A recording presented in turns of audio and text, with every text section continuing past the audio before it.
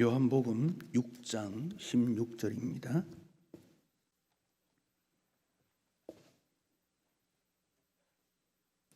요한복음 6장 16절입니다. 신약성경 152페이지에 있습니다.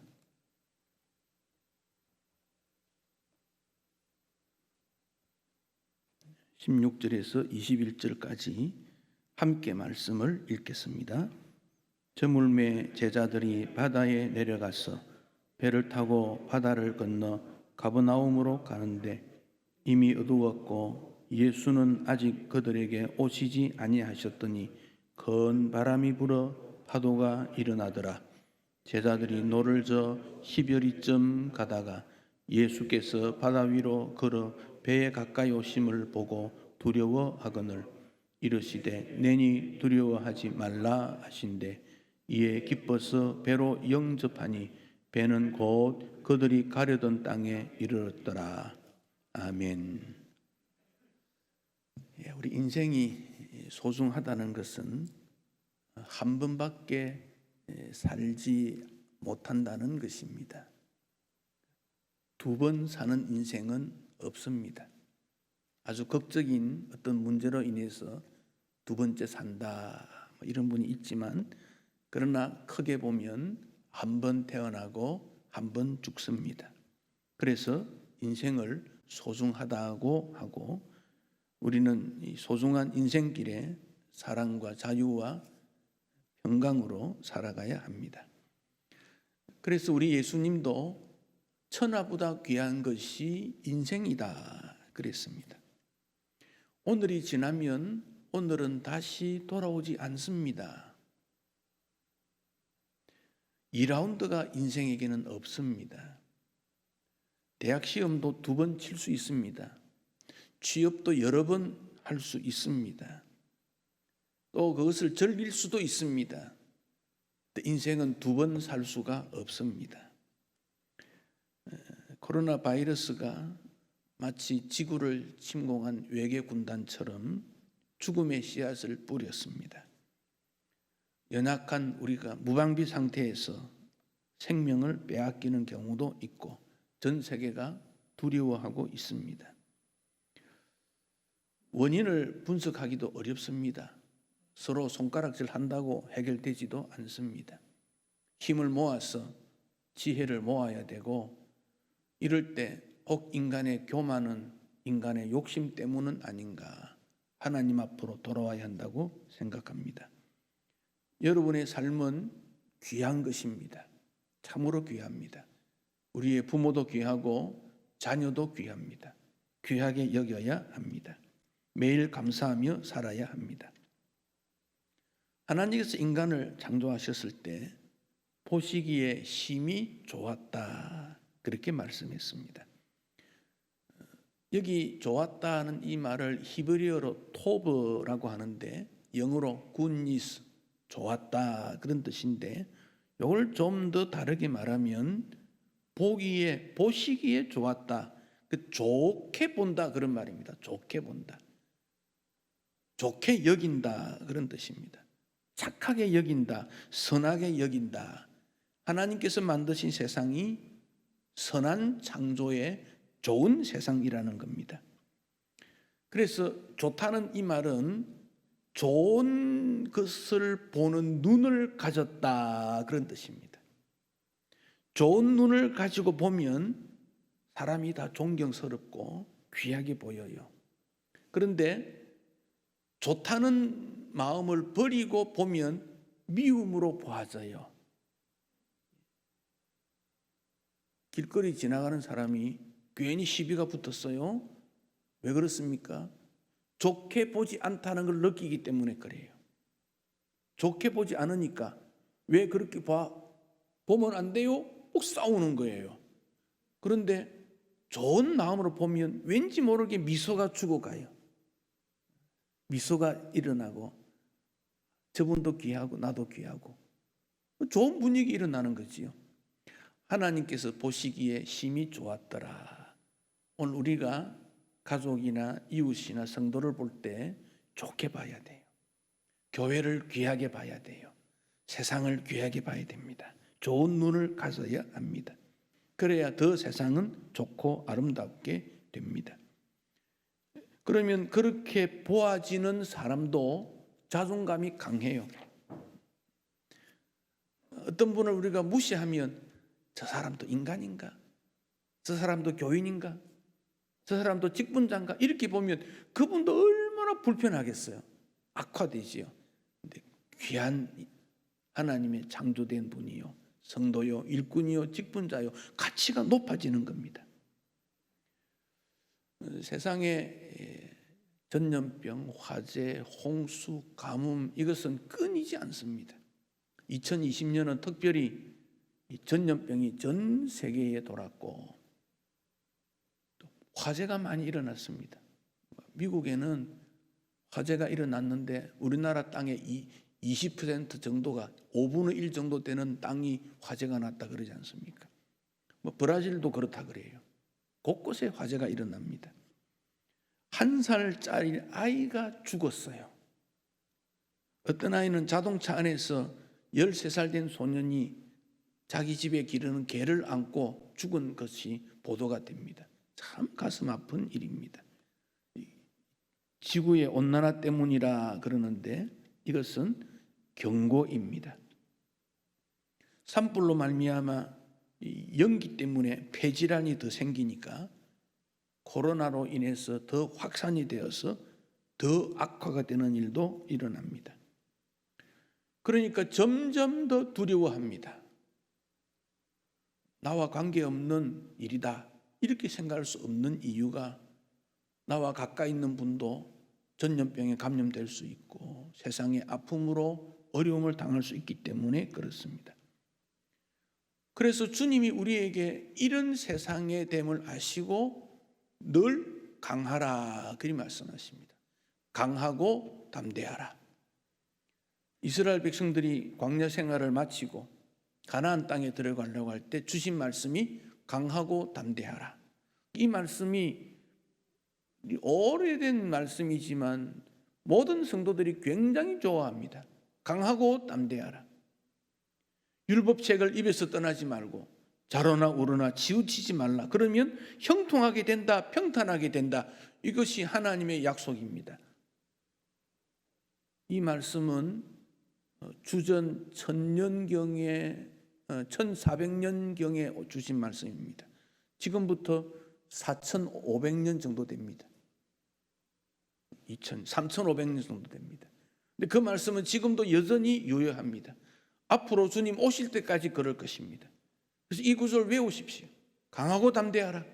늘 마음에 새기십시오. 왜 이 말씀 하십니까? 약하니까, 두려워하니까, 어쩔 줄 몰라 하니까, 당황하니까 강해라, 담대하라. 주님이 말씀을 주십니다. 주님은 이 말씀만 주시는 것이 아니라 성령께서 우리와 함께 하심으로 이길 수 있게 해주십니다. 하나님은 우리의 피난처시요 힘이시니 환난 중에 만날 큰 도움이시다. 환난 중에 만날 큰 도움은 유일한 하나님이십니다. 환난 중에 만날 큰 도움은 돈이 아닙니다. 명예도 아닙니다. 열정도 아닙니다. 내 지혜도 아닙니다. 오직 하나님이십니다. 하나님 믿고 환난 날에 어려움에 두려움에 몰입되지 말고 용기를 가지시기 바랍니다. 오늘 본문은 제자들이 그런 어려움을 당했다는 것을 기록하고 있습니다.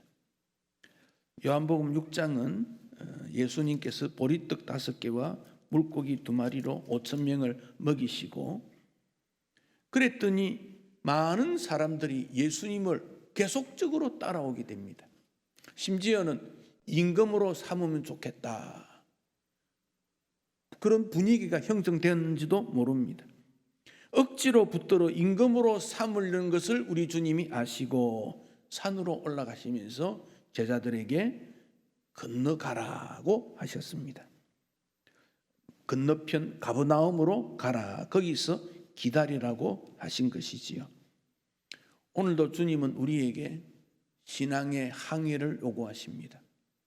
천국을 향하여 믿음의 나라로 가라고 말씀하십니다. 그 믿음으로 나라에 가는 그 길에는 평탄하지 않습니다. 바람이 있고 비도 오고 사납고 어두운 그런 때입니다. 그렇지만 반드시 갈 수 있다는 것을 알아야 합니다. 마태 14장과 마가 6장에도 같은 본문을 기록했는데 마태복음에는 보면 제자들에게 재촉했다. 저물어서 빨리 가라. 빨리 가라. 우물쭈물하지 마라. 천국을 향하여 한 걸음 더 가야 합니다. 머물면 안 됩니다. 세월이 흘렀다는 것은 천국에 한 걸음 더 가까이 가는 것입니다. 정말 내 믿음이 천국을 향하여 한 걸음 더 가까이 갔는지 우리 자신을 돌아보아야 합니다. 그런데 예수님께서 가라고 해서 갔는데 바람이 불고 파도가 일어났습니다. 적당한 바람이면 즐길 수 있어요. 적당한 파도면 재미가 있습니다. 그러나 큰 파도, 큰 물결은 두렵습니다. 놀랍습니다. 긴장이 됩니다. 어쩔 줄 모릅니다. 그리고 이 시기는 밤이라 그랬습니다. 낮에 바다를 바라보는 것하고 밤에 바다를 바라보면 완전히 다릅니다. 그것도 육지에서 보는 게 아니라 바다 한가운데서 바다를 바라보고 있습니다. 낮이면 어디로 가야 될지 방향도 알 수 있고 피할 길도 찾을 수 있는지 모르지만 밤에는 전혀 보이지 않습니다. 이 당시에는 등대도 없는 때입니다. 그냥 감각적으로 건너가야 하는 때입니다. 사랑하는 성도 여러분, 나는 어디로 가야 할까 막연할 때가 있습니다. 그러나 선한 목자 되신 주님이 나를 인도해 주시고 어느 길로 가야 될지 모르지만 반드시 인도해 주신다는 것을 믿을 때 그 길을 걸어갈 수 있습니다. 주님이 재촉하고 있습니다. 그러나 우리에게 여전히 두려움이 있습니다. 고통이 있습니다. 이 고통을 어떻게 해결해야 됩니까? 고통은 버림받은 것이 아니라는 것을 아셔야 합니다. 아무도 나를 도와주지 않을 때, 혼자 남겼을 때, 괴로움이 있을 때, 부모도 형제도 이해하지 못할 때 마음으로부터 터져나오는 질문입니다. 하나님 어디 계십니까? 왜 나에게 이런 일이 일어납니까? 과연 주님은 함께 하시는지요? 제자들은 신음하고 있습니다. 희망이 사라졌습니다. 날은 어두워졌습니다. 이미 어두웠다고 했습니다. 이때 16절에 저물매서 해가 졌지요. 요즘 같으면 7시쯤이나 되지 않았겠습니까? 이미 어두웠다는 것을 보면 9시나 되었을 수도 있습니다. 그런데 예수님은 아직 오시지 않았다. 마가복음 6장에 보면 이때 우리 예수님은 산에 올라가서 기도하고 계셨다고 했습니다. 그러면서 제자들을 바라보고 계셨다고 했습니다. 마가 6장 48절, 바람이 거스림으로 제자들이 힘겹게 놓아졌는 것을 보시고, 주님이 우리를 보고 있다는 겁니다. 그러니까 더 이상 위험한 곳에 임하도록 하지 않습니다. 인생길에 갑작스러운 폭풍을 만났을 때 주님은 나를 보고 계시고 함께 한다는 사실을 깨닫고 극복할 수 있는 힘이 우리에게 주어집니다. 세상이 나를 버릴지라도 주님은 나를 버리지 않습니다. 세상은 나를 외면해도, 친구는 나를 외면해도, 가족이 나를 무시해도 주님은 나를 기억하시는, 우리가 연약할 때 우리 예수님은 중보자가 되셨고, 비천할 때 주님은 우리를 위해 십자가 지셨고 우리의 연약을 동정해 주시는 분이십니다. 그러므로 두려워할 필요가 없습니다. 19절에 제자들이 노를 저 12여리쯤 갔다고 했습니다. 갈릴리는 남북으로 한 40km, 100리 길입니다. 동수로 넓은 곳은 한 20km, 50리, 좁은 것은 한 20리 그렇습니다. 아마 지금 이곳은 가버나움이면 북쪽인데 그 길은 한 10여 킬로 되지 않겠나 생각합니다. 그런데 지금 12월이쯤 왔으니까 4킬로쯤 왔으니까 중간쯤 오게 된 것이지요. 노를 저어도 앞으로 나아가지 못하는 인생길로 가게 된 것입니다. 우리가 목표했던 길로 완주하는 것은 쉽지가 않습니다. 우리가 목표한 일을 승리하는 것이 쉽지가 않습니다. 다 이루지 못할 수 있습니다. 문제는 목적지에 이르든지 이루지 못했든지 관계없이 주님이 동행하시는가 하는 점입니다. 그러다가 우리 예수님께서 마침내 제자들 곁에 오셨습니다. 그리고 말씀하십니다. 두려워하지 말라. 마가 6장 50절에는 안심하라 내니 두려워하지 말라. 여러분, 예배를 통해서 우리 주님이 주시는 이 말씀을 들을 수 있어야 돼요. 안심하라 내니 두려워하지 말라. 이 말씀 담아서 갈 수 있길 바랍니다. 이 말씀 듣고 오늘도 승리하시기 바랍니다. 주님께서 안심하라 그러시지 않습니까? 주님이 두려워하지 말라 하지 않습니까? 창조주입니다. 그분은 능력자이십니다. 그분이 우리에게 말씀하시는 거예요. 어떤 일이 부딪히면 깜짝 놀랄 때가 있습니다. 어이구, 큰일 났구나. 이 문제 어떻게 해결할지 두렵습니다. 근데 주님이 말씀하십니다. 안심하라. 해결해 주겠다는 겁니다. 우리가 가슴을 치고 눈물을 흘리고 이 사람 저 사람 만나고 해결이 안 됩니다. 왜? 인생은 해결할 수 있는 능력이 없기 때문에 그렇습니다. 그러니까 문제를 가지고 찾아가면 상대방이 외면해 줍니다. 혹은 한마디 위로로 끝납니다. 그런데 주님은 안심하라. 두려워하지 말라. 문제 해결점이 있음을 알게 됩니다. 그런데 상당한 시간이 걸렸어요. 상당한 시간이. 그것은 우리에게 믿음 있는지를 주님이 확인하시고 믿음을 촉구하기 때문에 하나님의 때가 이르게 될 때까지 우리에게 믿음의 시간이 요구됩니다. 수로보닉의 여인이 귀신 들린 딸을 데리고 예수님에게 왔지 않습니까? 이방 여인입니다. 그러나 예수님에게 찾아왔습니다. 예수님 불쌍히 여기십시오. 내 딸이 흉악한 귀신에 들렸습니다. 예수님은 3번이나 거절합니다. 첫 번째는 아무 말씀하지 않습니다. 침묵입니다. 무관심한 것처럼 보였습니다. 제자들이 말합니다. 예수님 계속 따라와서 저러는데 좀 어떻게 해보시지요? 외면합니다. 모른 척합니다.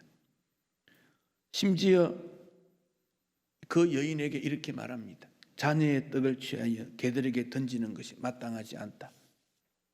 넌 이방인이니까 개와 같은 존재라는 모욕을 주었습니다. 어떻게 온유하신 예수님이 그런 말씀하겠습니까? 그러나 그 말씀도 믿음으로 어떻게 반응하는가를 보고 계신 말씀이었습니다.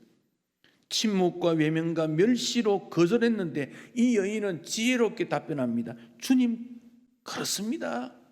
개도 주인의 상에서 떨어지는 부스러기 먹지 않습니까? 그 부스러기라도 주십시오. 그랬더니 우리 주님 말씀하십니다. 여자야, 네 믿음이 크도다. 네 소원대로 되리라. 성경은 말합니다. 그 시간 그때로부터 딸이 온전히 낫게 되었다. 우리 주님이 무관심한 게 아니에요. 침묵하신 이유가 있어요. 외면이 아니었습니다. 관심이 있었습니다. 혹 세상살이 때문에 쓰러지는 일이 있습니까? 하나님 앞에 엎드리는 기회로 여기십시오. 쓰러졌을 때 예수님 붙잡으면 주님이 다시 세워줍니다. 쓰러졌는데 아무도 이렇게 세워지지 않으면 엎드려 있을 수밖에 없습니다. 주님이 세워주십니다. 폭풍도 버림을 당하지 않습니다. 사건, 사고도 버림을 당하지 않습니다. 주님을 바라보면 주님께서 힘을 주실 것입니다. 고통은 빠르게 해답이 오지 않을 수도 있습니다. 폭풍을 이기는 도움이 빨리 오지 않을 수 있습니다. 시간이 걸렸습니다. 즉각적인 응답이 오지 않았습니다. 그렇지만은 반드시 기도에는 응답이 있다 하는 것을 우리는 믿어야 합니다. 엘리야 선지자가 너무너무 외로운 것은 우상 숭배가 가득했기 때문에 그렇습니다. 하나님 앞에 기도했더니 아합 왕에게 가서 3년 동안 비가 오지 않는다고 말하라고 그럽니다. 이미 가뭄이 6개월을 지났습니다. 하나님 왜 이 땅에 가뭄만 지속됩니까? 라고 기도했더니 앞으로 3년 더 한다. 가뭄이 3년 6개월 된다는 겁니다. 코로나가 언제 끝날지 모릅니다. 빠르게 종식되면 좋겠습니다. 이스라엘 땅에 3년 6개월 동안 비가 오지 않으므로 땅이 황폐화되어졌습니다. 나뭇가지 주워다가 한 끼 끓여 먹어야 생명을 유지하는 그런 때입니다. 우상 숭배와 사회적 불의를 통해서 하나님의 진노가 임하게 된 것입니다. 오늘 우리 사회의 공의와 정의는 외치는 일은 많지만 판결이 굽어지고 약자가 억압을 당하는 이런 사회 속에서 하나님의 은혜가 과연 있을 것인가? 우리는 두렵습니다. 신앙과 삶은 나누어져서는 안 됩니다.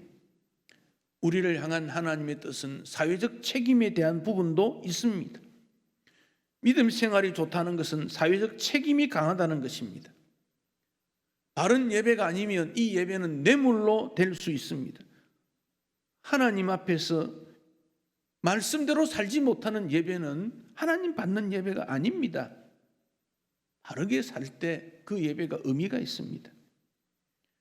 이스라엘 백성들의 반역과 배반, 불의와 불법, 우상 숭배와 혼합 종교, 군사적 힘으로 나라를 지키려고 했던 일들, 이 모든 일이 하나님의 마음에 흡족하지 않았습니다. 한국 교회의 무너지는 도덕성, 물질을 숭배하는 마음들, 대형화, 숫자, 경건성의 추락, 끊이지 않는 성추문, 거짓 위선, 성도의 법정 소송, 기업 실업인들의 탈세, 이런 불명예스러운 일들을 다시 한번 우리는 정리해서 하나님의 공의와 정의의 나라가 되도록 노력해야 할 것입니다. 이런 일들을 제거하기 위해 우리 하나님이 불쌍히 여기시고 그런 기회를 우리에게 주셨으니 오늘 이 시대를 향한 주님의 뜻은 무엇인가 물어야 되고 찾아야 되고 고쳐야 합니다. 나사로가 죽었을 때 예수님이 빨리 가지 않는 이유는 치유보다 더 중요한 부활의 기쁨을 주시기 위함 아닙니까? 오늘 우리에게 주어진 일이 회복이 늦다는 것은 더 큰 어떤 변혁을 주님이 원하시는 하나님의 목적이 있음을 알고 인내하며 기다려야 합니다. 여기에 필요한 것은 하나님의 마음을 이해하려는 노력입니다. 즉 예배와 기도입니다. 그래서 예배를 드리지 못한 이것을 어떻게든지 우리는 극복해야 되고 기도 생활에 더 힘을 강조점을 두고 더 엎드려야 되는 그런 시기입니다. 한국의 교회는 기도 없는 부흥은 기대하지 못했지 않습니까? 그 기도가 진실한 기도이어야 합니다. 80년대, 90년대 한국의 기도는 정말 교회를 뒷받침하는 근거가 되었습니다. 지금 교회 안에 기도 소리가 많이 사라졌습니다. 찬양은 있는데 기도는 사라졌습니다. 그 찬양도 하나님 앞에 영광되는 찬양인지 사람을 기쁘게 하는 찬양인지 좀 우리는 분별을 해야겠습니다. 오케스트라 동원을 하고 유명한 지휘자를 부르고 필요합니다. 그러나 그 오케스트라가 귀한 지도자가 반주자가 대원들이 믿음이 있는가 이건 별개의 문제로 여겨집니다. 그렇다면 그것은 사람을 기쁘게 하는 찬양이지 찬양이라고 말할 수 없습니다. 즐거운 노래는 있는데 하나님 영광은 없다면 하나님께서 그 찬양을 받으시겠습니까? 마찬가지로 우리의 예배가 하나님 앞에 복 달라고 하는 기복적 예배라면 하나님께서 받으시겠습니까? 제가 전도사 시절 교회에 있었을 때 매주 금요일마다 산기도 갔습니다.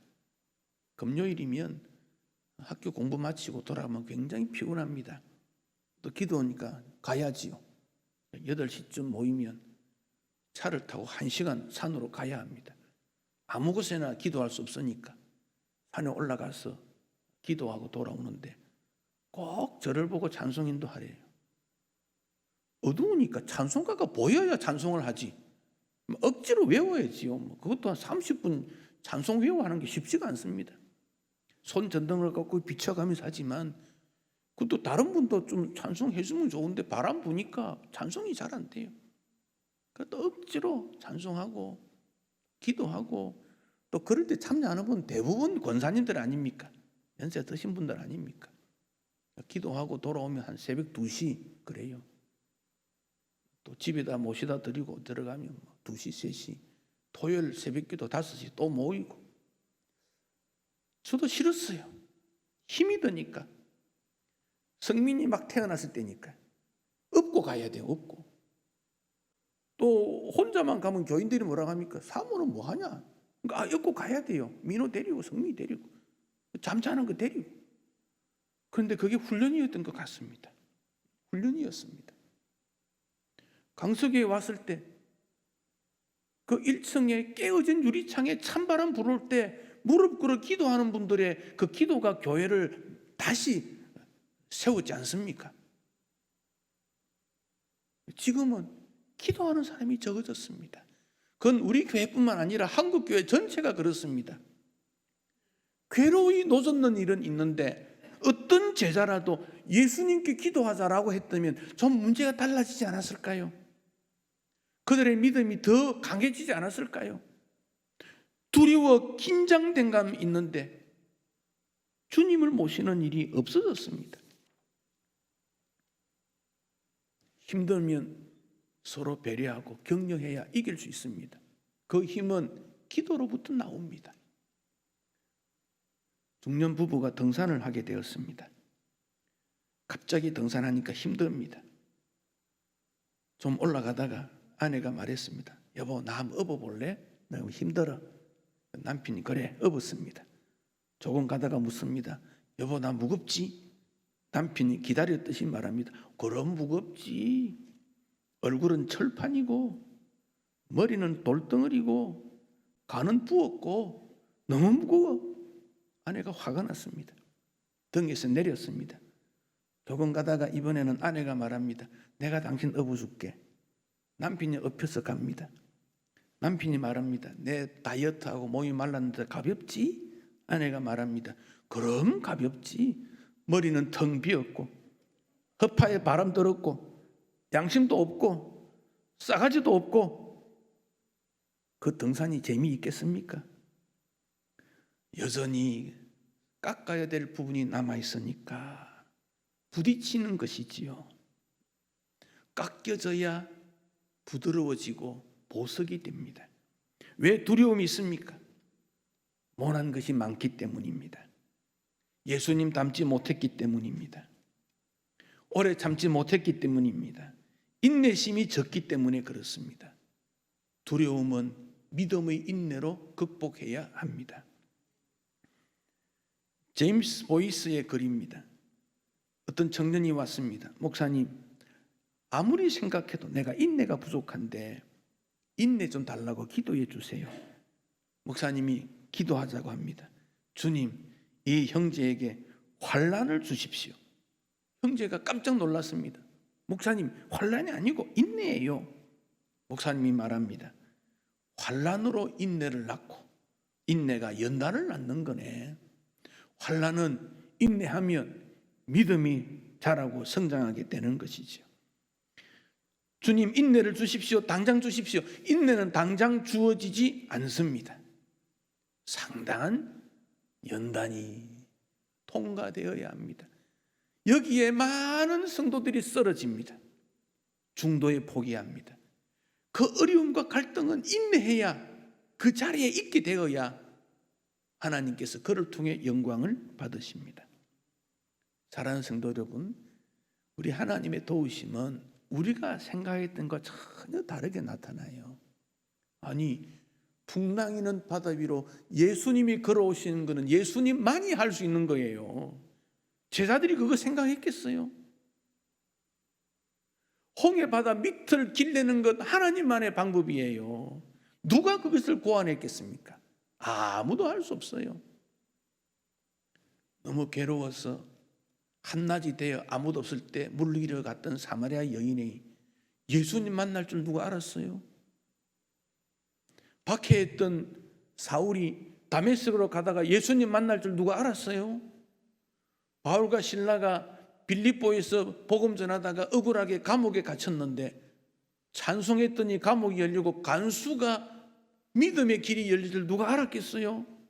주님의 일에 아는 사람 아무도 없어요. 그런데 주님은 분명히 일하시더라는 겁니다. 그러므로 우리는 기도하면 주님이 새로운 예측하지 못한 깜짝 놀랄 일을 계획하시고 우리를 하여금 그걸 보여주시지 않겠습니까? 두려울 때 뭘 해야 되느냐는 겁니다. 우리 인생길에 풍랑이 있습니다. 내가 가는 길에 방해가 됩니다. 그러나 그 길을 통해서 하나님은 우리에게 더 기쁨을 주시려고 합니다. 21절, 이에 기뻐서, 예수님 보니까 기뻐졌지요. 그래서 예수님 영접했지요. 우리 하나님은 공평하신 하나님입니다. 두려워할 필요가 없습니다. 우리가 추구하는 목표를 이루기 위해서 기쁨이 있기 전에 슬픔과 두려움이 있습니다. 그러나 혼자 당하는 것이 아닙니다. 주님이 보고 계십니다. 함께 하십니다. 반드시 이기게 하실 것입니다. 염려치 마십시오. 주님은 전능하십니다. 우리를 도와주십니다. 기쁘게 하실 것입니다. 21절 뒷부분, 곧 그들이 가려던 땅에 이르렀더라. 여러분, 인생 목적이 무엇입니까? 그 목적은 주님께서 이루어 주십니다. 주님을 영접하면 열립니다. 인내하고 기도해서 주 안에 이루어진 계획들, 주님이 원하시는 일을 이루어서 성취해서 하나님 앞에 기쁨이 되시기를 축복합니다.